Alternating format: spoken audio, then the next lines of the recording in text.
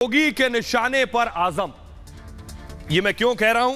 क्योंकि आजम के गढ़ में योगी आदित्यनाथ पहुंचे थे। आजम के गढ़ में, विजुअल दीजिए प्लीज। ये आप देख रहे हैं, लड़ाई और दिलचस्प हो गई है क्योंकि लड़ाई आजम खान के गढ़ की, रामपुर की है। योगी भी थे, आजम भी थे और अखिलेश भी थे, और लड़ाई भीषण हुई। आजम खान ने अब तक योगी आदित्यनाथ पर जो भी आरोप लगाए, योगी ने एक एक का जवाब दिया है। देखिए, आजम खान ने कहा था जिंदा हूं क्योंकि खुदकुशी हराम है। योगी ने कहा कारनामों की सजा मिल रही है आजम को। आजम ने कहा मुझे देश से बाहर निकालना चाहते हैं। योगी ने कहा बदजुबानी दुर्गति कराती है। आजम खान बदजुबानी करते हैं। आजम ने कहा 27 महीने की क्यों कैद दी मुझे। योगी ने कहा कोर्ट में मामला, सरकार की इसमें कोई भूमिका नहीं है। आजम ने कहा चोरी के केस मुझ पर दर्ज कराए गए। योगी ने आज कहा आजम के साथ कोई अन्याय नहीं हुआ है। आजम ने कहा रामपुर में चुनाव की आखिर जरूरत क्यों है। योगी ने कहा हार पर ईवीएम और चुनाव आयोग ही दोषी ठहराए जाते हैं। जरा सुनिए योगी ने क्या कहा और आजम ने क्या कहा।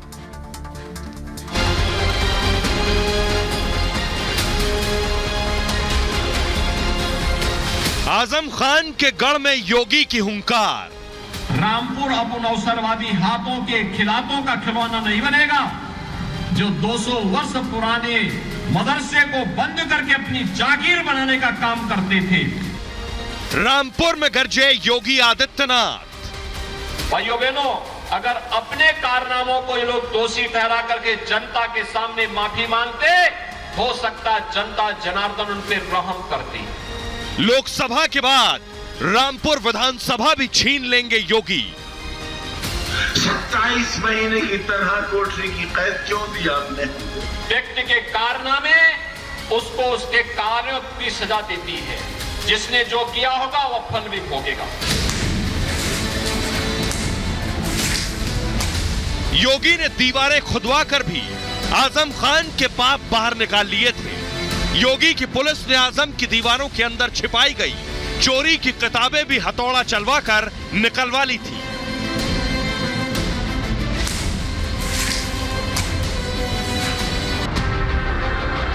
अब आजम खान अपने गुनाहों पर योगी के एक्शन को अत्याचार बताकर, कभी रोकर तो कभी गिड़गिड़ाकर वोट मांग रहे हैं।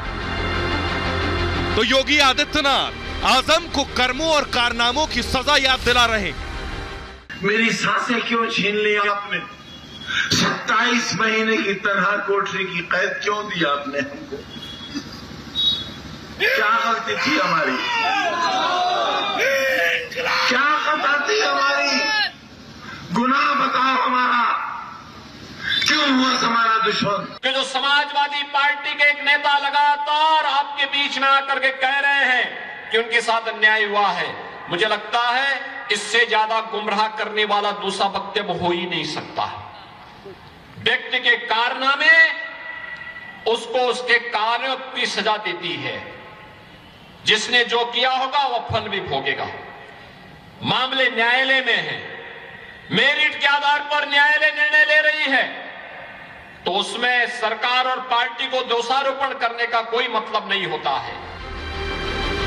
आजम खान की सीट पर 5 दिसंबर को विधानसभा चुनाव होना है। आजम खान के लिए रामपुर करो या मरो की लड़ाई है, तो योगी आदित्यनाथ के लिए 2024 का ट्रेलर दिखाने का मौका। आजम खान रामपुर की रैली में वोट के लिए जीने मरने तक की दुहाई दे रहे हैं, तो योगी आजम की जुबान को उनका सबसे बड़ा दुश्मन, उनका विलन बता रहे हैं। जीना चाहूंगा ऐसी जिंदगी ना, हराम है खुदकुशी, इसलिए जिंदा। अपनी जवान को भी नियंत्रित किए होते तो मुझे लगता है कि बदजवानी व्यक्ति के लिए हमेशा दुर्गति का काम करती है। और आइए अब आपको बताते हैं रामपुर की लड़ाई आखिर क्यों छिड़ी है, आखिर किन परिस्थितियों में रामपुर में चुनाव हो रहे हैं, ये आपको बताता हूं मैं। दरअसल चुनाव होने के पीछे वजह है आजम खान की दरअसल विधायकी चले जाना। ग्राफिक्स प्ले कीजिए प्लीज। वजह है यह कि 5 दिसंबर को रामपुर में वोटिंग होने वाली और 8 दिसंबर को वोटों की गिनती होगी। हुआ ये सदस्यता रद्द होने पर उपचुनाव हो रहा है।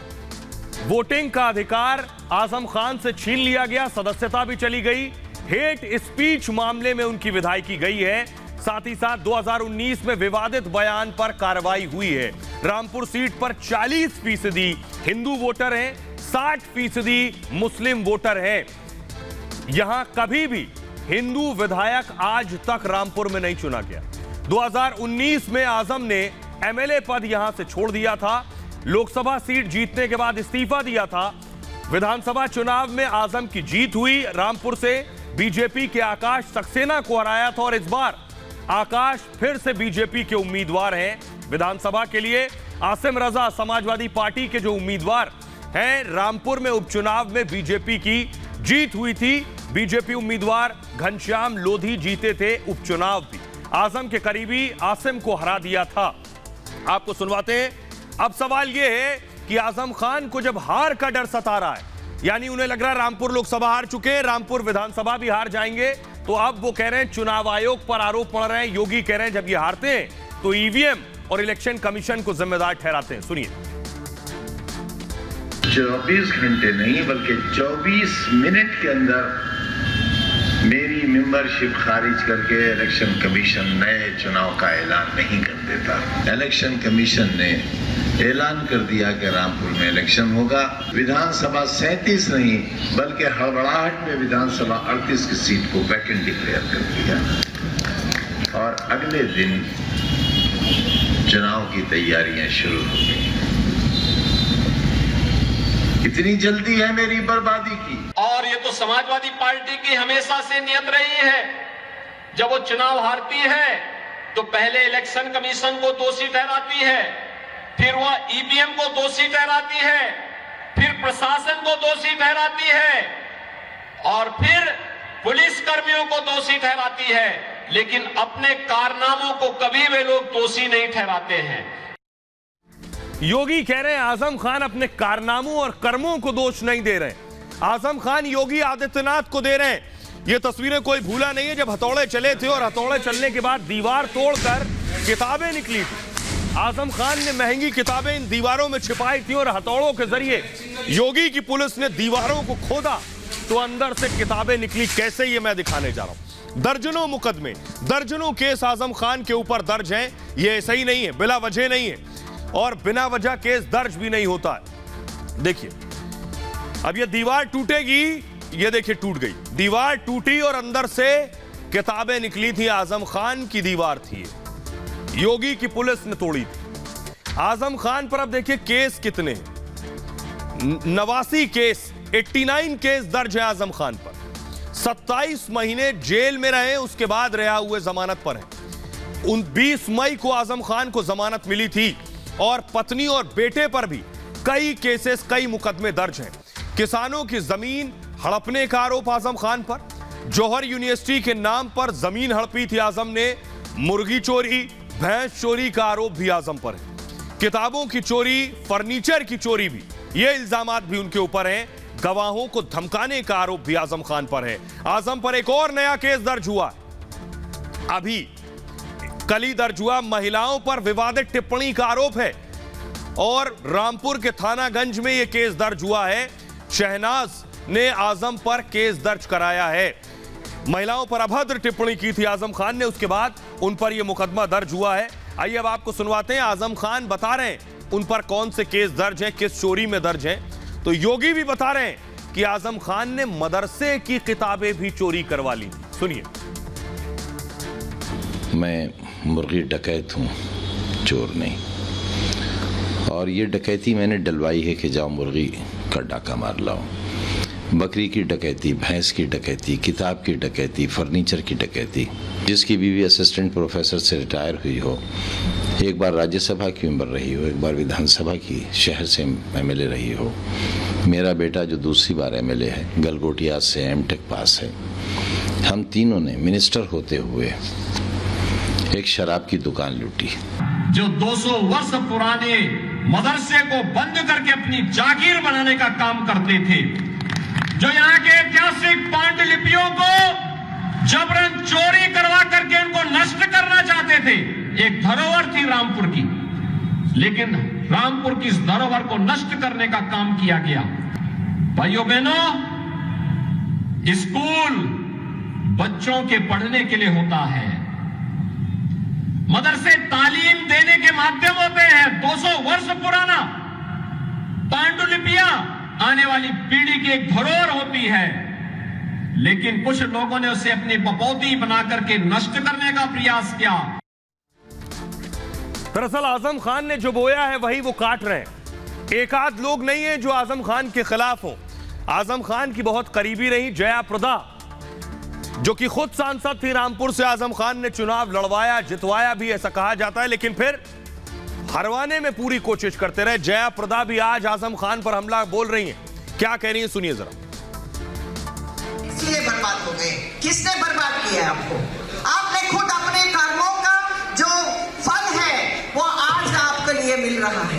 यही सजा है आपके, क्योंकि अधिकारियों के लिए आपको सम्मान नहीं है।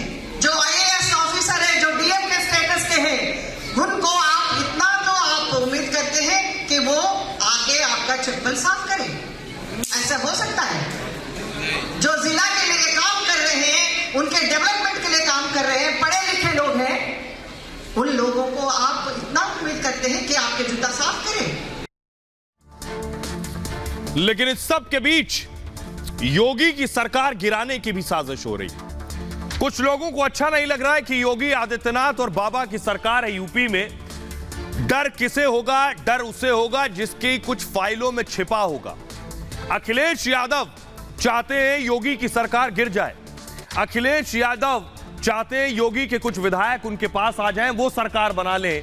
आखिर किस बात का डर है बाबा की और योगी की सरकार से? रिपोर्ट देखिए सर। योगी को कुर्सी से हटाना चाहते हैं अखिलेश।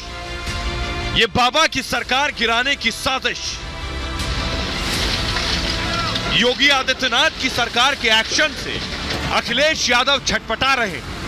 अखिलेश योगी से इतने डरे और घबराए हैं कि योगी कहीं यादव परिवार की फाइलें न खोल दें। इसके लिए योगी की फाइलों को याद दिला रहे हैं। जो सत्ता में मुख्यमंत्री हैं, उनकी फाइल मेरे सामने आई थी और फाइल में कहा गया था कि इनके ऊपर केस रजिस्टर हो, कार्रवाई हो। हम लोग समाजवादी लोग हैं, कभी नफरत और एक दूसरे को परेशान करने वाली राजनीति नहीं करते। हम लोगों ने फाइल ही वापस कर दी थी। अखिलेश को योगी का इतना खौफ है कि वो बाबा की सरकार पलटने का षड्यंत्र करने को तैयार है। अखिलेश योगी की सरकार गिराने के लिए योगी के ही डिप्टी को CM बनाने का लालच दे रहे हैं।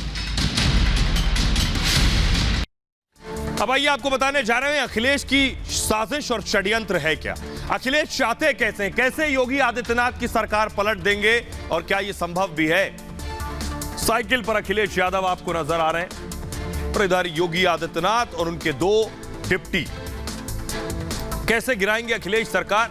योगी की सरकार गिराने का अखिलेश ने प्लान बनाया। प्लान क्या है? रामपुर से दोनों डिप्टी CM यानी केशव प्रसाद मौर्य और ब्रजेश पाठक, दोनों को एक ऑफर दिया है, खुला ऑफर। कहा है कि 100 विधायक तोड़कर, सरकार से 100 विधायक तोड़कर ले आओ। और होगा क्या? उसके बाद मुख्यमंत्री दोनों में से किसी एक को बनवा दूंगा। हमारे 100 विधायक लेकर CM बन जाए, यानी अखिलेश के पास 100 विधायक और ब्रजेश पाठक या केशव प्रसाद मौर्य 100 विधायक तोड़ना है, आकर समाजवादी पार्टी में मिल जाए और अखिलेश यादव दोनों डिप्टी में से किसी को CM बना देंगे। समाजवादी पार्टी समर्थन देने को तैयार है। अखिलेश ये कह रहे हैं दोनों लोग CM बनने के लिए घूम रहे हैं। अखिलेश ने हमला किया, पहले भी CM का ऑफर दे चुके हैं अखिलेश यादव और हमारे सारे विधायक समर्थन को तैयार हैं। अखिलेश ये कह चुके हैं CMO का ट्रांसफर न करा सके तो कैसा पद, यानी ये डिप्टी CM के ऊपर हमला कर रहे हैं। अखिलेश के राज में दरअसल यही होता था, कोई किसी का ट्रांसफर करा रहा है, कोई किसी को धमकी दे रहा है। यह धमकी और धौस की सरकार थी, इसीलिए लोगों को पसंद नहीं थी। अब दौर बदल चुका है, अब कोई केवल धमकी से किसी का ट्रांसफर नहीं करा सकता। उसी बात के लिए अखिलेश चुटकी ले रहे हैं डिप्टी CM पर। अब जरा सुनिए अखिलेश ने क्या कहा और योगी के डिप्टी क्या जवाब दे रहे हैं। ये जो 2 डिप्टी CM घूम रहे हैं, आपने देखा होगा जगह जगह आ रहे हैं, वो कहते हैं हम लोग माफिया हैं, हम लोग अपराधी कहते हैं। वो दोनों इस चक्कर में कि कब मुख्यमंत्री बन जाए। मैंने पहले भी ऑफर दिया, मैं आदरणीय आजम खान साहब से कहता हूं कि रामपुर से भी ऑफर देके जा रहा हूं मैं, लाओ अपने 100 विधायक, हम 100 विधायक आपके साथ तैयार है, सरकार बना लो और मुख्यमंत्री बन जाओ। क्या डिप्टी सीएम बने घूम रहे हो? ये फर्जी बातें हैं, मुंगेरी लाल के हसीन सपने हैं। समाजवादी पार्टी के पास कोई मुद्दा नहीं है, कोई नीति नहीं, कोई एजेंडा नहीं है। भारतीय जनता पार्टी की सरकार आदरणीय योगी जी के नेतृत्व में पूरे दमखम के साथ जनता की मनोकांक्षाओं के अनुरूप काम कर रही है। और समाजवादी पार्टी के शासनकाल में जिस ढंग से लोकतंत्र की धज्जियां उड़ाई जाती थी, मैं कह सकता हूं कि 2017 से 22 तक सरकार पूरी जिम्मेदारी के साथ, सुचिता के साथ चली है। एक डिप्टी को आपने सुन लिया, वो कह रहे हैं कि अखिलेश यादव मुंगेरी लाल के हसीन सपने देख रहे हैं। दूसरे डिप्टी केशव प्रसाद मौर्य अखिलेश के इस ऑफर पर क्या कह रहे हैं, यह भी आपको बताने जा रहा हूं। केशव प्रसाद मौर्य ने भी हमला किया। वो लिख रहे हैं, आप ना मुख्यमंत्री बन पाएंगे और ना बना पाएंगे। अखिलेश यादव से केशव प्रसाद मौर्य ने कहा, बयानों से लगता है बौखलाए हैं, खिसियाए ही नहीं हैं। और मैनपुरी और रामपुर में पराजय देख ली है आपने, मानसिक संतुलन भी खो चुके हैं और गुंडागर्दी, बूथ कब्जा नहीं कर पाओगे। जनता ने समाजवादी पार्टी की साइकिल को खारिज कर दिया है। स्मृति ईरानी कह रही, आप सोच सकते हैं उनकी क्या लाचारी है। वो खुद जीतने का दम नहीं रखते हैं और प्रदेश की जनता ने बीजेपी की सरकार बनाई है उत्तर प्रदेश में। सुनिए जरा तरुण चुग बीजेपी के नेता और स्मृति ईरानी दोनों। देखिए, राजनीति और राष्ट्रनीति में और कानून में जिनको अंतर नहीं पता और विशेषतः जो अपनी राजनीतिक लोकप्रियता के लिए कोई भी स्टेटमेंट देते हैं, उनके संदर्भ में टिप्पणी करना भी व्यर्थ है। मुझे ऐसा लगता है कि वो स्वयं कितने निष्क्रिय एक राजनेता रहे और उनके चलते प्रदेश को कितनी हानि हुई, ये प्रदेश की जनता ने जानते हुए समझते हुए ही भारतीय जनता पार्टी की सरकार बनाई। आइए अब आपको बताने जा रहा हूं, ये तो आपने देख लिया, उत्तर प्रदेश में चुनाव है, उपचुनाव। मैनपुरी में लोकसभा उपचुनाव है और रामपुर में विधानसभा उपचुनाव है और दोनों में डर अखिलेश को है कि ये दोनों सीटें निकल जाएंगी। खबरों में आगे बढ़ते हैं। आज की एक और बड़ी खबर है। खबर यह है कि जेएनयू में देश को बांटने वाली साजिश हो रही है। जेएनयू वैसे तो पढ़ने लिखने की जगह है, लेकिन पढ़ाई लिखाई को लेकर कम, विवादों को लेकर ज्यादा सुर्खियों में होती है। जेएनयू की दीवार पर क्या लिखा है? दीवार पर लिखा था, ब्राह्मण भारत छोड़ो। ये कौन नफरत फैला रहा है? ये नफरत आखिर कहां से आ रही है? क्यों ब्राह्मणों से नफरत है और कौन इस नफरत को पढ़ाई की जगह स्कूल, कॉलेज, यूनिवर्सिटी में परोस रहा है? ये सबसे ज्यादा डराने की बात है। आखिर ब्राह्मणों से नफरत क्यों? अगली तस्वीर दिखाई जरा। सिर्फ ब्राह्मणों से नहीं, Brahmin Baniya, we are coming for you, यानी ब्राह्मण और बनिया के लिए लिखा है, हम आ रहे हैं तुम्हारे लिए। ये नफरत आखिर जेएनयू में क्यों? सोचिए। अगली तस्वीर दिखाई सर। गो बैक टू शाखा, यानी संघ की जो शाखा लगती है, लिखा है वहां वापस जाओ, शाखा में जाओ। ये पढ़ाई वाली जगह है, विश्वविद्यालय, जेएनयू जैसा विश्वविद्यालय, वहां ये सब चीजें कौन भर रहा है छात्रों के दिमाग में? अगली तस्वीर दिखाई सर। ये आप लिखा है देयर विल बी ब्लड, यानी खूनी साजिश। और किस तरह से खून बहाने पर उतारू हैं ये कौन लोग हैं? कौन है जो चाहते हैं कि जेएनयू में नफरत का बीज बोए और इसी तरह छात्र लड़ते रहे? ये खाई अपर कास्ट और लोअर कास्ट में बढ़े, सवर्ण और पिछड़ों में ये खाई बढ़ती चली जाए। ये देखिए जरा, ये मैं आपको दिखा रहा हूं, ये जेएनयू की दीवार है। जेएनयू कैंपस में जाति विशेष का विरोध हो रहा है, ये सब लिखा हुआ है दीवारों पे जो आपको नजर आ रहा है। 30 नवंबर की रात को ये नारे लिखे गए थे और दीवारों पर ब्राह्मण बनिया विरोधी स्लोगन लिखे गए। स्कूल ऑफ इंटरनेशनल स्टडीज की दीवारों पर यह लिखा है, जेएनयू में हर शहर से बच्चे पढ़ने के लिए आते हैं। लेकिन यह विचार, यह सोच, यह ख्याल डराते हैं किसी को भी अपने बच्चे को ऐसी यूनिवर्सिटी में पढ़ने भेजने के लिए। महिला प्रोफेसर के खिलाफ दीवारों पर नारे लिखे गए। केबिन के दरवाजे पर लिखा है कि शाखा लौट जाओ। प्रोफेसर वंदना मिश्रा का विरोध हुआ है। 2019 में वंदना मिश्रा को बंधक बना लिया था छात्रों ने, और वामपंथी दल के छात्रों ने क्लास में बंधक बनाया था वंदना मिश्रा को। 3 दिनों के लिए प्रोफेसर को डिटेन कर लिया गया था। काफी हंगामे के बाद पुलिस ने प्रोफेसर को छुड़ाया। एबीवीपी ने वामपंथी छात्र संगठन पर आरोप लगाए ये सब करने के लिए कि दीवारों में ये नफरत इन्हीं लोगों ने लिखी है। खुली सोच वाले प्रोफेसर को वामपंथी डरा रहे हैं। आयसा ने एबीवीपी के आरोपों को खारिज किया है। जेएनयू के कुलपति ने कहा है ऐसी घटना बर्दाश्त नहीं की जाएगी। कुलपति ने मामले की जांच के आदेश दे दिए हैं। सुप्रीम कोर्ट के वकील ने दिल्ली पुलिस में शिकायत दर्ज कराई और अज्ञात लोगों के खिलाफ एफआईआर दर्ज करने की भी मांग की गई है। आइए आपको सुनवाता हूं, मैं सीधे लिए चलता हूं। जेएनयू हमारे सहयोगी पीयूष की रिपोर्ट देखिए, जिन दीवारों पर ये नारे लिखे गए जो देश को तोड़ने वाले हैं, बांटने वाले हैं, ये सारी सोच बांटने वाली, तोड़ने वाली, टुकड़े वाली जेएनयू से ही क्यों आती है? हमारे सहयोगी पीयूष की रिपोर्ट देखिए।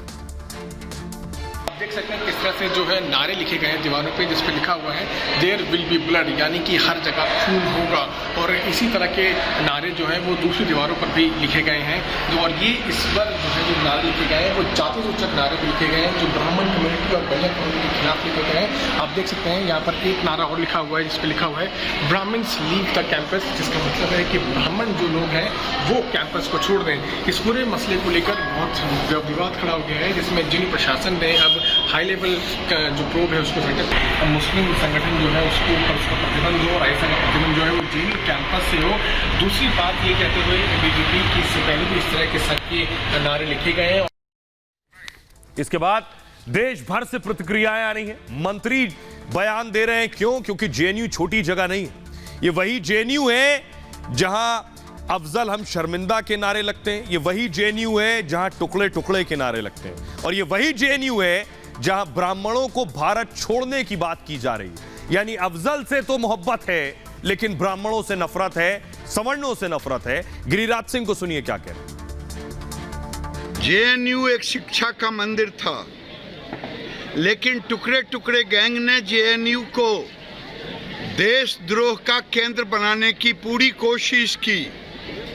और टुकड़े टुकड़े गैंग और गजवाए हिंद की कल्पना करने वाले लोग जो भारत को इस्लामिक स्टेट बनाना चाहते हैं, जिसने भी ये हरकत की है उसके खिलाफ कड़ी से कड़ी कार्रवाई विश्वविद्यालय के अधिकारियों को करनी चाहिए। और ये मैं इसलिए कह रहा हूँ कि ऐसी सोच को पनपने ही नहीं देना चाहिए जो समाज में तनाव पैदा करते हों।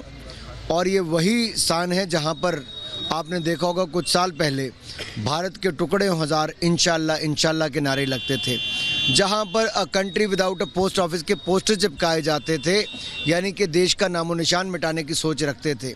ऐसी सोच को पनपने नहीं देना चाहिए, देश विरोधी सोच है।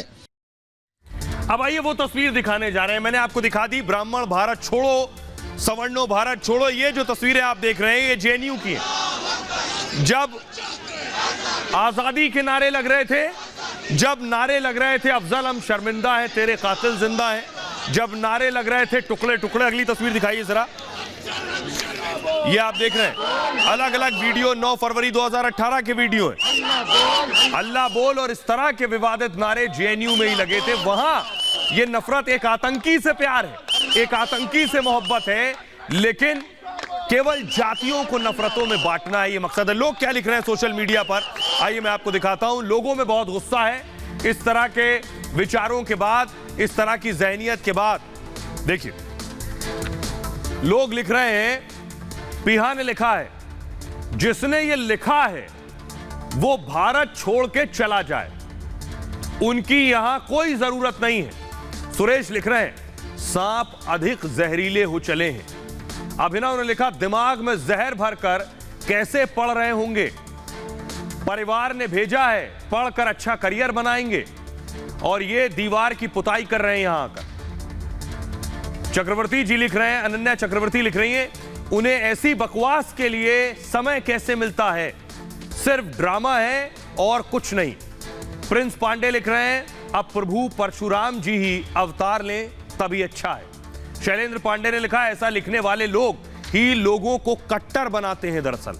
अशोक विश्नोई ने लिखा, शिक्षा के मंदिर को राजनीति का अखाड़ा बनाना बहुत ही गलत है। विविधा ने लिखा, इसकी जांच होनी बहुत आवश्यक है।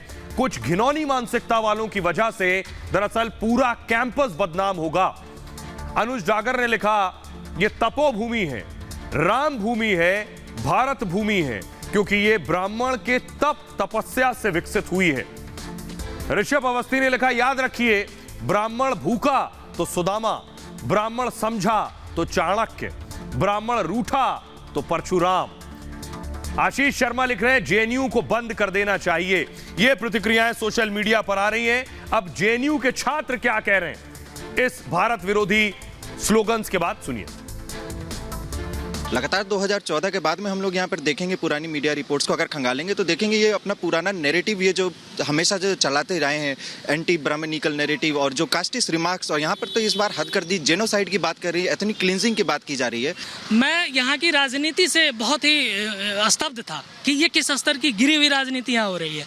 लोग कहते हैं कि जेएनयू का इतना बड़ा नाम है, एकेडमिकली शैक्षणिक रूप से विश्व में लोग जानते हैं जेएनयू को, लेकिन अंदर से जेएनयू बहुत खोखला है और यहाँ की वो गंदी राजनीति के कारण। आउट ऑफ सडन हमने पाया कि हमारे स्कूल के वॉल्स पे कुछ कंट्रोवर्शियल चीज़ें लिखी हैं, जैसे कि there will be blood, there will be revenge, Brahmins and Baniyas go out, Brahminism नहीं चलेगा सॉर्ट ऑफ। और हमारे जो प्रोफेसर्स हैं, जेएनयू के जो प्रोफेसर्स हैं, उनका जो ऑफिस है उसके गेट पे लिखा हुआ है गो बैक टू शाखा, गो बैक टू। एक लेडी प्रोफेसर हैं जिनको इन्हीं कम्युनिस्टों ने फ्री हाइक मूवमेंट के दौरान जब वो क्लास लेने गई थी तो उनको 2 दिन तक बंधक बना के रखा था, उनके ही क्लास में, निकलने नहीं दिया, खाना नहीं दिया, पीना नहीं दिया। दरअसल ये एक जहनियत है जो ऊंची जात को नीची जात से लड़ाने के लिए, सवर्णों को पिछड़ों से लड़ाने के लिए, नफरत पैदा करने के लिए, ये बार बार दिमाग में भरने के लिए सॉफ्टवेयर में कि सवर्णों ने आपके साथ बहुत खराब किया है। आज की परिस्थिति में जो आज है उस पर यकीन करने की जरूरत है। सवर्णों की हालत क्या है यह आंकड़ा मैं बताने जा रहा हूं, क्योंकि इसी आंकड़े के जरिए नफरत बढ़ाई जाती है कि सवर्ण ऐश काट रहे हैं और पिछड़ा, गरीब, नीचे तबके के लोग बुरी स्थिति में। सवर्णों की स्थिति क्या है ये देखिए जरा। ब्राह्मण देश की कुल आबादी का करीब 10% है, 10%, और उस 10% में दावा है कि 55%, 55% ब्राह्मण गरीबी रेखा के नीचे, 650 रुपए महीने से भी कम कमाते हैं जो गरीबी रेखा से नीचे हैं। ब्राह्मण समुदाय का बड़ा हिस्सा शिक्षित है, लेकिन उसके बावजूद लाखों लोग जीविका के लिए संघर्ष करते हैं और कर रहे हैं। गांव में लाखों लोग मजदूरी करने को भी मजबूर हैं, पुजारी और पूजा कराने से जीविका कमाते हैं। यह है हकीकत। तो बड़ी बात यह, जो लोग नफरत की खाई बो रहे हैं या चौड़ी कर रहे हैं, उनका मकसद सिर्फ उनकी अपने हित और अपनी महत्वाकांक्षा है।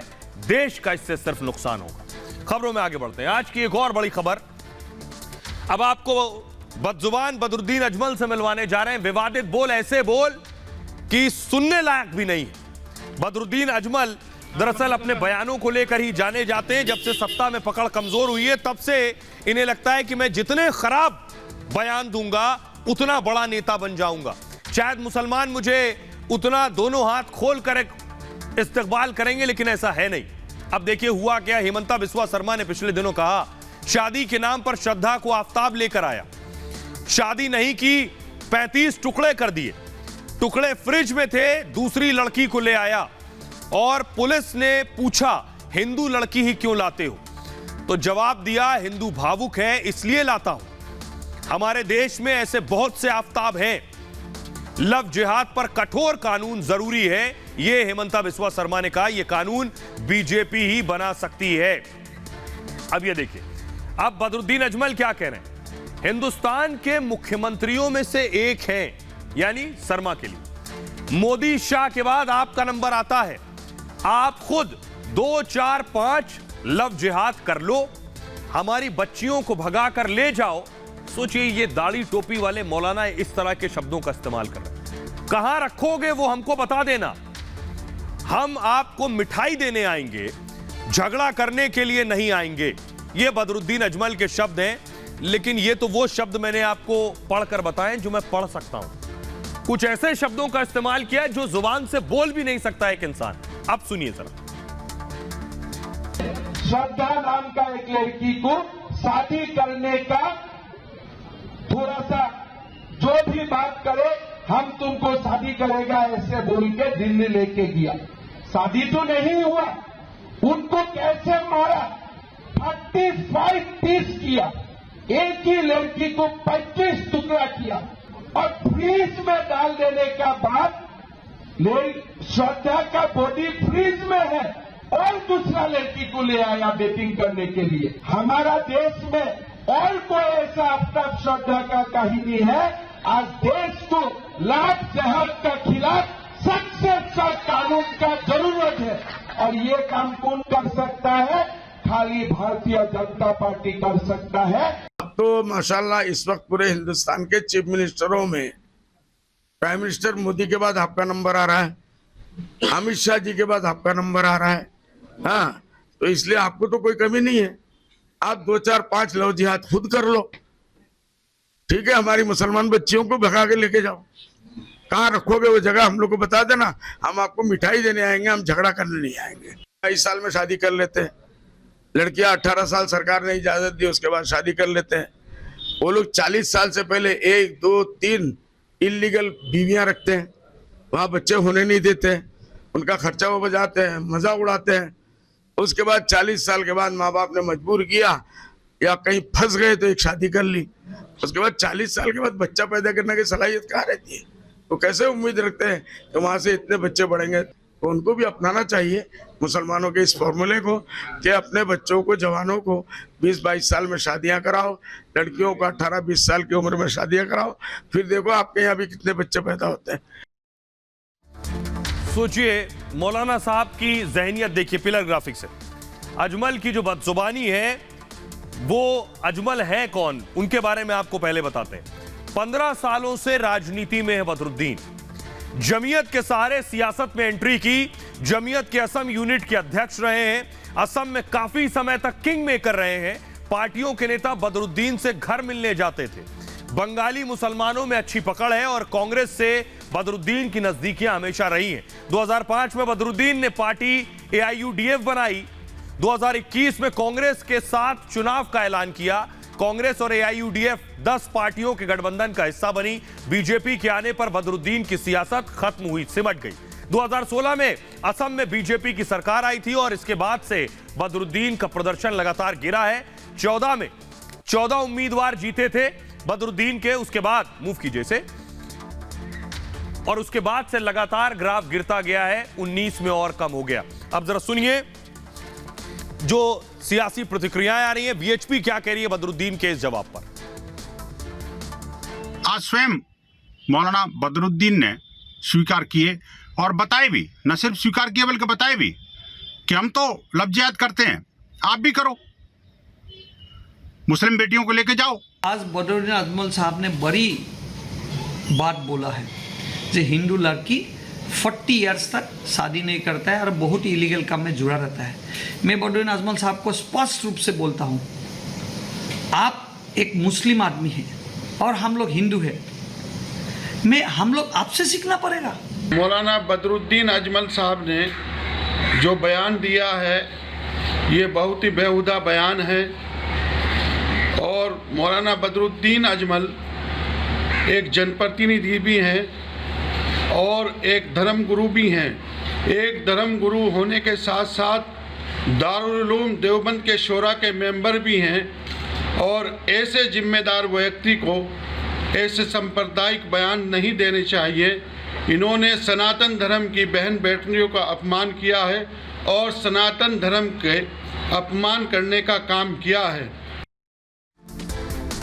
अब बदरुद्दीन ने जिस तरह का बयान दिया है, ऐसा बयान देने वाले की जगह सलाखें हैं और कुछ नहीं। जिस अभद्र भाषा का इस्तेमाल किया है बदरुद्दीन अजमल ने, महिलाओं के खिलाफ यह अभद्र टिप्पणी की है और महिलाओं पर अभद्र टिप्पणी अपराध है। कोई भी केस दर्ज करा सकता है उनके इस बयान के खिलाफ। धारा 354 लगाई जा सकती है जिसके तहत महिला अभिमान को ठेस पहुंचाना अपराध है। 5 साल जेल की सजा हो सकती है बदरुद्दीन को। कोर्ट जुर्माना भी लगा सकता है उनके ऊपर। धारा 295 भी लगाई जा सकती है। इस धारा के तहत 3 साल तक की सजा है। धार्मिक भावना आहत करने पर यह धारा लगाई जाती है। धारा 298 को भी लगाया जा सकता है। बयान से धार्मिक भावना ठेस पहुंचाने अपराध है और इसके तहत 1 साल की सजा होती है। खबरों में आगे बढ़ते हैं। आज की एक और बड़ी खबर है, जेपी नड्डा, बीजेपी के अध्यक्ष जेपी नड्डा की टीम में कैप्टन और जाखड़ आ गए हैं और बड़ी हो गई ये टीम। ये दोनों कांग्रेस के बड़े नेता कैप्टन अमरिंदर सिंह इस पहले ही चुनाव के बाद बीजेपी में आ चुके हैं। अगली तस्वीर दिखाई जरा। दूसरा नाम है सुनील जाखड़, जो कि कांग्रेस के कद्दावर नेता पंजाब के रहे और वो भी बीजेपी में आ गए और सिर्फ आए नहीं, मजबूत पद भी मिला है बीजेपी में। क्या पद मिला है ये आपको बताने जा रहे हैं। कांग्रेस में जो अपने सीनियर लीडर्स हैं उनको पहचान नहीं सकी और यही वजह है कि बीजेपी में आने के बाद उन्हें पदों से नवाजा गया। बीजेपी की राष्ट्रीय कार्य समिति में नई एंट्री हुई और कैप्टन अमरिंदर सिंह, सुनील जाखड़ सदस्य बने इसके। पंजाब के पूर्व मुख्यमंत्री हैं अमरिंदर सिंह और पंजाब कांग्रेस के पूर्व अध्यक्ष हैं सुनील जाखड़। दोनों ही कांग्रेस छोड़ बीजेपी में शामिल हो गए थे और बीजेपी में दोनों को बड़ी जिम्मेदारी दी गई है। जयवीर शेरगिल को राष्ट्रीय प्रवक्ता बनाया गया है। शेरगिल ने अगस्त में कांग्रेस से इस्तीफा दिया था, कांग्रेस के प्रवक्ता रहे और कांग्रेस के लिए बैटिंग करते रहे। अब बीजेपी के लिए बल्लेबाजी करेंगे जयवीर। सुनिए जरा। आज से जो राष्ट्रीय प्रवक्ता की नियुक्ति हुई है, मैं आज से जो नकारात्मक राजनीति है उससे सकारात्मक राजनीति की ओर जा रहा हूं। अंधकार से प्रकाश की ओर जा रहा हूं। चमचागिरी पथ से कर्तव्य पथ की ओर जा रहा हूं। कांग्रेस पार्टी जो भारतीय राष्ट्रीय कांग्रेस है, आज देश भारतीय जनता पार्टी के साथ सीधा विकास की ओर चल रहा है। कांग्रेस पार्टी ने एक एक्सट्रीम लेफ्ट टर्न ले लिया है कि उनकी अब सोच एक वामपंथी सोच, एक एक्सट्रीम लेफ्ट आइडियोलॉजी की गिरफ्त में आ गए हैं। आज देश का युवा, देश का हर वर्ग, समाज माननीय प्रधानमंत्री की ओर देखता है, विकास की ओर देखता है और इसलिए मेरे जैसा युवा जो किसी खबरों में आगे बढ़ते हैं। आज की एक और बड़ी खबर है। बड़ी खबर मूसेवाला मर्डर से जुड़ी हुई है। मूसेवाला मर्डर का जो मास्टरमाइंड है वो गिरफ्तार हो गया है। मूसेवाला की हत्या मई में 29 मई को मूसेवाला की हत्या की गई थी बीच सड़क। मूसेवाला की हत्या की साजिश रचने वाला गिरफ्तार हुआ। अगली तस्वीर दिखाइए। ये मूसेवाला की गाड़ी आप देख रहे हैं जिसपे बुलेट्स के मार्क्स थे। अब किसने ये साजिश रची मूसेवाला को मारने की, उसकी तस्वीर दिखाइए। अगली तस्वीर ये है गोल्डी बराड़। गोल्डी बराड़ गिरफ्तार कर लिया गया है। कनाडा में था, कनाडा से मूसेवाला की हत्या की साजिश रची। देखिए जरा, मैप के जरिए आपको दिखाने जा रहा हूं कहां से गिरफ्तारी हुई है गोल्डी बराड़ की। कनाडा में बैठकर इसने मनसा में साजिश रची थी और गिरफ्तारी हुई है 12,423 किलोमीटर दूर कैलिफोर्निया में। कैलिफोर्निया में बराड़ की गिरफ्तारी हुई है और एफबीआई ने, यानी federal bureau of investigation America की एफबीआई ने पकड़ा है बराड़ को। देखिए, मूसेवाला मर्डर का यही मास्टरमाइंड बताया जाता है जिसकी गिरफ्तारी हुई है। अमेरिकी खुफिया एजेंसी एफबीआई ने इसे हिरासत में लिया है और कैलिफोर्निया के सॉल्ट लेक सिटी में इसे पकड़ा है। गैंगस्टर गोल्डी बराड़ कनाडा में दरअसल रहता है और कनाडा से ये कैलिफोर्निया भाग गया था। इसे डर था कि इसकी गिरफ्तारी हो सकती है। राजनीतिक शरण के लिए ये कैलिफोर्निया गया था। 29 मई को पंजाब के मनसा में सिद्धू मूसेवाला का मर्डर हुआ था। शूटर्स ने थार गाड़ी में मूसेवाला की हत्या कर दी थी और ये पूरी साजिश बराड़ ने रची थी। पुलिस ने 4 शूटर्स को गिरफ्तार कर लिया। उस दौरान 6 लोग मौजूद थे। 2 शूटर्स पुलिस के एनकाउंटर में मारे गए। लॉरेंस बिश्नोई गोल्डी बराड़ पर साजिश का आरोप लगा है। लॉरेंस बिश्नोई से पंजाब पुलिस पूछताछ कर चुकी है। गोल्डी बराड़ को भारत लाया जा सकता है और बिश्नोई के 2 करीबियों को भी पकड़ा गया है। एफबीआई के संपर्क में भारतीय खुफिया एजेंसियां हैं। ये मूसेवाला के पिता के लिए खुशी की बात है, उनके बेटे की हत्या की साजिश रचने वाला पकड़ा गया। सुनिए जरा मूसेवाला के पिता क्या कह रहे हैं। ਦੋਸ਼ੀਆਂ ਦੇ ਰਿਮਾਂਡ ਲਏ ਜਾਂਦੇ ਨੇ, ਜਿਸ ਤਰ੍ਹਾਂ ਉਹਨਾਂ ਨੂੰ ਪੁੱਛਗਿੱਛ ਏਜੰਸੀਆਂ ਕਰਦੀਆਂ ਨੇ, ਆਪਾਂ ਭਲੀ ਭੱਤ ਜਾਣਦੇ ਹਾਂ। पर उस तरह पुछ-गिछ नहीं हुई। हुण जिवें मेरे केस दी ला लईए आपां प्रितपाल ने करी है और प्रितपाल दीयां सामने सारियां गल्लां आ गईयां तां ਉਹਦੇ किवें भरोसा करिए भी ਉਹਨੇ ਪ੍ਰੋਪਰਲੀ ਪੁੱਛ-ਗਿੱਛ ਕੀਤੀ ਹੋਣੀ ਹੈ। ਤਾਂ ਮੈਂ ਤਾਂ ਪ੍ਰਸ਼ਾਸਨ ਤੋਂ ਇਹੀ ਉਮੀਦ ਕਰਦਾ, ਅਪੀਲ ਕਰਦਾ ਉਹਨਾਂ ਨੂੰ ਵੀ ਇਹਨਾਂ ਨੂੰ ਦੁਬਾਰਾ ਫੇਰ ਤੋਂ ਲਿਆਂਦਾ ਜਾਵੇ, ਇਹਨਾਂ ਦਾ ਨਾਰਕੋ ਟੈਸਟ ਘੱਟੋ ਘੱਟ ਕੀਤਾ जाए, फिर कोई सच्ची गल आपदे आप शीशा साफ हो जाएगा। और आइए आपको बताते हैं मूसेवाला की हत्या करवाने वाला मास्टरमाइंड गोल्डी बराड़ है कौन। गोल्डी बराड़ का असली नाम है सतेंद्रजीत सिंह। 2017 में पंजाब से कनाडा चला गया। बराड़ हुलिया बदलने में बहुत माहिर है, A+ कैटेगरी का गैंगस्टर है ये। 2 पुराने मामलों में रेड कॉर्नर नोटिस भी जारी हुआ इसके खिलाफ। कोर्ट ने इसे भगोड़ा भी घोषित किया है। 16 से ज्यादा केस में वांटेड है। हत्या, रंगदारी जैसे संगीन केस दर्ज है। डेरा प्रेमी प्रदीप के मर्डर का भी आरोपी है। मूसेवाला के पिता ने बराड़ पर इनाम रखा था। पकड़े जाने पर 2 करोड़ देने का ऐलान किया था उन्होंने। खबरों में आगे बढ़ते हैं। आज की एक और खबर है और दिलचस्प खबर है। खबर यह है और यह खबर ऐसी है जिसके बारे में सब जानना चाहते हैं कि सिर्फ सोचने भर से ही कंप्यूटर चलने लगेगा। आप सोच नहीं सकते कि यह भी हो सकता है कि सोचने से ही कंप्यूटर चलने लगे। यह कैसे होगा? मस्क इसकी तैयारी कर रहे हैं।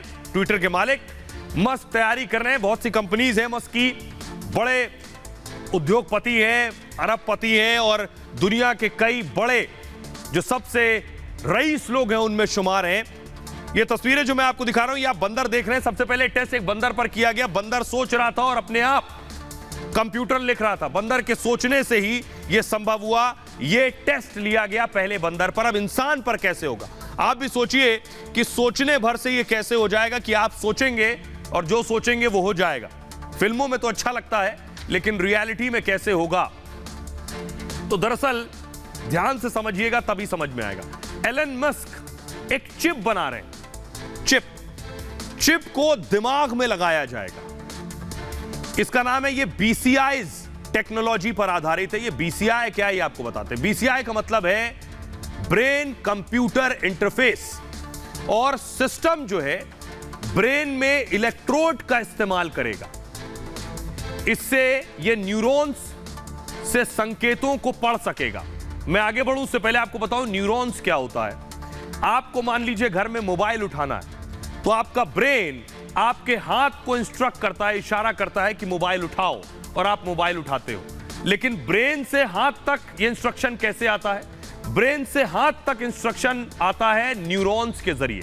आपकी बॉडी में जो न्यूरॉन्स हैं वो ब्रेन से हाथ को इंस्ट्रक्ट करेंगे कि मोबाइल उठाओ। अब इसी न्यूरॉन्स का ही सारा खेल है। न्यूरॉन शरीर में सूचना भेजते हैं और रिसीव करते हैं, और हमारे ब्रेन के अंदर 86 अरब ऐसे न्यूरॉन्स हैं जो माध्यम हैं ब्रेन के सोचने के बाद, इंस्ट्रक्शन के बाद आपकी बॉडी को कमांड देने के। न्यूरॉन्स इलेक्ट्रिक सिग्नल से कम्युनिकेट करते हैं, और मस्क क्या करने वाले, इन्हीं सिग्नल्स को एक सिस्टम कमांड में बदल देगा। यानी ये जो न्यूरॉन्स हैं जो कमांड लेकर जा रहे हैं, इन्हीं को पढ़ लिया जाएगा कि आपके ब्रेन ने क्या कहा। न्यूरॉन्स पे कमांड आई, ये न्यूरॉन्स की कमांड ये चिप पढ़ेगी और पता चल जाएगा आप क्या चाह रहे हैं। सॉफ्टवेयर के जरिए कमांड कंप्यूटर तक पहुंच जाएगी इन्हीं न्यूरॉन्स के जरिए। पैरालिसिस पीड़ित, किसी के हाथ पांव काम नहीं कर रहे, पैरालिसिस हो गया, पैरालिसिस पीड़ित शख्स भी कंप्यूटर चला पाएगा सोचने से। वो न्यूरॉन्स को क्या कमांड दे रहा, सिर्फ दिमाग से ही कंप्यूटर ऑपरेट हो सकेगा। मस्क ने प्रोग्राम में डिवाइस की प्रोग्रेस की जानकारी दी है और कहा है 6 महीने में डिवाइस का ह्यूमन ट्रायल भी होगा। अभी इवेंट में एलन मस्क ने एक बंदर का वीडियो भी दिखाया लोगों को, और इसमें टेलीपैथी के जरिए बंदर ने टाइपिंग की है, और बंदर पर एलन मस्क ने इस टेस्ट को पूरा कर चुके हैं। वो मस्क की न्यूरोलिंक ने बंदर में चिप लगाई हुई थी। इसके बाद बंदर टाइपिंग करता हुआ दिखाई दिया था, यानी बंदर सोच रहा था और टाइपिंग हो रही थी। मस्क ने वीडियो बंदर के उसी टेस्ट का दिखाया है। वो वीडियो मैंने आपको शुरू में दिखाया उसी बंदर का।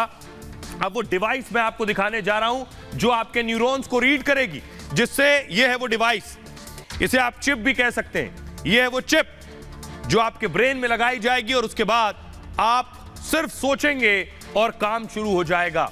ये कैसे होगा? न्यूरोलिंक कैसे वरदान बनेगा, पिलर ग्राफिक्स है, कैसे वरदान साबित होगा यह आपको बताता हूं। दरअसल होगा यह कि न्यूरोलिंक के फाउंडर हैं एलन मस्क और न्यूरोलिंक ही ये डिवाइस बना रहा है इस वक्त। डिवाइस सिक्के के आकार की होगी ये, इस डिवाइस को लिंक नाम दिया गया है और इसी डिवाइस से कंप्यूटर ऑपरेट होगा। कंप्यूटर के साथ मोबाइल भी आप चला सकेंगे। कंपनी ने एक रोबोटिक प्रणाली भी बनाई है, चिप कुशलता से इंप्लांट की जा सकती है, जैसे आप देख रहे हैं अभी इंप्लांट की गई है। इस डिवाइस को चार्ज भी करना पड़ेगा और कॉम्पैक्ट इंडक्टिव चार्जर डिजाइन किया गया है। वायरलेस तरीके से डिवाइस चार्ज करेगा और कंपनी का प्रारंभिक लक्ष्य पैरालिसिस पीड़ित हैं, आगे चलकर डिवाइस नई क्रांति भी बन सकता है। अब मैं आपको दिखाता हूं एक खास किस्म की आई हम आपको दिखाएंगे। उससे पहले आपको सुनवाते हैं, हमारे साथ एक न्यूरो सर्जन जुड़ रहे हैं। न्यूरो सर्जन बेशक आपको बेहतर बताएंगे, अनुराग सक्सेना जुड़ रहे हैं। सर ये बताइए, क्या दिमाग से ही कंप्यूटर भी ऑपरेट हो जाएगा बिना कुछ किए, जो मस्क बना रहे हैं, ऐसा मुमकिन है क्या? इलॉन मस्क ने अभी घोषणा करी है बायोचिप के बारे में, N1 बायोचिप उनकी जो कंपनी है न्यूरोलिंक के द्वारा। ये एक विशेष प्रकार की चिप है जो ब्रेन में इम्प्लांट की जाती है रोबोट के द्वारा, और जो पेशेंट्स जिनको पैरालिसिस है, किसी भी कारण से स्पाइनल इंजरी है या स्ट्रोक होने के कारण लकवा लग गया है, जो अपने हाथ यूज़ नहीं कर सकते, वो अपने थॉट्स के द्वारा मशीनों को, स्पेशली कंप्यूटर्स को कंट्रोल कर सकते हैं। तो जैसे आप कंप्यूटर पे टाइप करते हैं अपने आप के द्वारा, आप अपने विचारों से कंप्यूटर पे टाइप कर सकते हैं, मशीनों को कमांड दे सकते हैं। ये तो चिप उनके लिए हो गई, मान लीजिए जिनको पैरालिसिस है, उठ बैठ नहीं सकते हैं, सोच के काम होगा। लेकिन जो देख नहीं सकते हैं वो भी देख सकेंगे। कैसे? ये आंख है, ये देख रहे हैं, इस तरह की एक आंख भी बनाई जाएगी जो देख नहीं सकते हैं वो भी देख पाए। कैसे? क्योंकि दिमाग, ये देख रहे हैं आप, दिमाग जो भी न्यूरॉन्स को कमांड देगा उस चिप के जरिए वो देख भी सकेंगे लोग। कैसे मुमकिन होगा ये आपको बताता हूं कि आखिर जिनकी आंखें नहीं है उन्हें भी दिखाई देने लगे। इससे बड़ी अच्छी खबर और नियामत कुछ हो नहीं सकती। बायोनिक आंख से जो अंधे हैं वो भी देख सकते हैं। इस आंख का परीक्षण भी किया जा चुका है और ब्रिटेन में 80 साल के बुजुर्ग को यह आंख लगाई गई थी। कमजोर रेटिना पर यह आंख काम करती है और अमेरिका, जर्मनी, फ्रांस में यह आंख बन भी रही है। आंख में इलेक्ट्रॉनिक डिवाइस लगी होती है, खासतौर पे डिवाइस को रेटिना से जोड़ दिया जाता है और आंख के लेंस के साथ कैमरा भी लगा होता है और जो विजुअल को रेटिना तक पहुंचाता है और नर्व सिस्टम के जरिए संकेत दिमाग तक पहुंचते हैं। ब्रेन वो सब समझ पाता है जो आप देख रहे हैं। अभी ये बायोनिक आंख काफी महंगी है और इस आंख में सिर्फ सीमित विजन है। आगे चलकर इस आंख से स्पष्ट भी आप देख पाएंगे। जिनकी आगे बिल्कुल नहीं, वो भी देख पाएंगे जिन्हें नहीं था। ऐसी आंखों को बनाने के लिए शोध भी किए जा रहे हैं। खबरों में आगे बढ़ते हैं।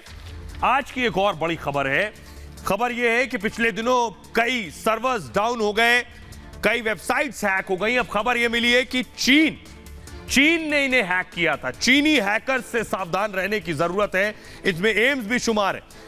देश का सबसे बड़ा अस्पताल एम्स का सर्वर डाउन था, एम्स शुमार है। और अब खबर यह मिली है कि चीनी हैकर्स ने यह सब कुछ किया था। जरा रिपोर्ट देखिए।